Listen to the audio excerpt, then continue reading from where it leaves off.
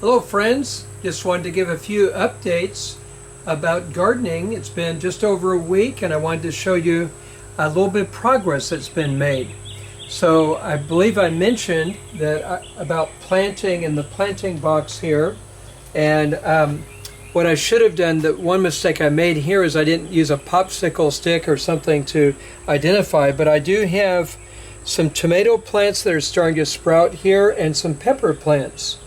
And some I may need to replant, but we'll see. And I hope to plant those within a month or a month and a half in our garden. And also we harvested potatoes. So we've already had several big meals feeding quite a few people. These were our red potatoes. And they actually came out in pretty good shape. We sprayed, one of my sons sprayed beneficial nematodes, which probably helped eat up the bad organisms that would be destroying the potatoes. So in that back area that we've taken you to before in our backyard, towards the back there, we hope to plant sweet potatoes within the next month or so. But I'm going to take you over. I have the seeds in my hand here. Remember last time I showed you how to test for germination percentage? And the first batch of southern peas I had, not one of them sprouted, so I just had to throw them out. So I got another bag, and these look pretty decent.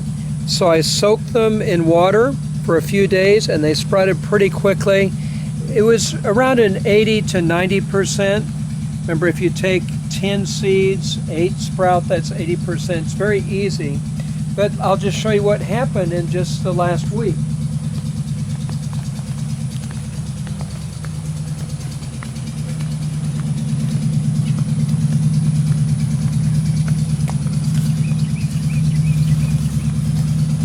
So this was planted maybe a week or week and a half ago, and we harvested some lettuces we had that had gone to seed. And over here you can see I've got green beans. I planted those maybe a month ago, approximately a month ago, and they're getting close to bearing green beans. Over here, these are our southern peas. So we cleaned out this area, put down mulch, fertilized a little bit. Not too much though, because remember that beans or peas are legumes, so they don't need very much. They don't have to have perfect soil, and they don't need much nitrogen, because remember they're a nitrogen fixer. So these are southern peas that came up really quickly from these seeds, and then we planted some more here. Now we're in another garden area where you can see I've got a lot of corn growing. Unfortunately, we had a problem, and I don't know exactly what caused it. I'm not an expert on everything, and even those with graduate degrees in this still get baffled by things that happen.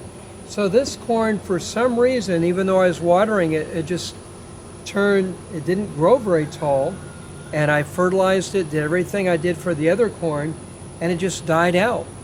So I thought, goodness, what do I do? Well, we're going to show you what you can do with the corn. The corn all had, the corn plants all had grown corn, but it was drying out, so we couldn't eat it. We have gone ahead and planted southern peas here, and they are just starting to come up. They're right down here. We did that in the back as well. These were just planted about a week ago, so they're just now coming up, but they'll grow along here as the corn dies out. But you can see the southern peas are gradually coming up, and they'll trail all over the corn here. But let's go inside and I'll show you what we did with the corn that was too dry to eat. So what we did was we put it in a dehydrator for a few days, dehydrated the corn, and then it usually comes off pretty easy like this. See, I'm just taking it off real quickly. It's completely dried, and you can see how much corn we have here, and guess what? Just made cornbread with it. So if the corn gets too dry, then even though it's not the kind you might normally get at the store that they make cornmeal with, the sweet corn actually still will make pretty good cornbread. And let's see what it tastes like. Pretty good. So, excuse me.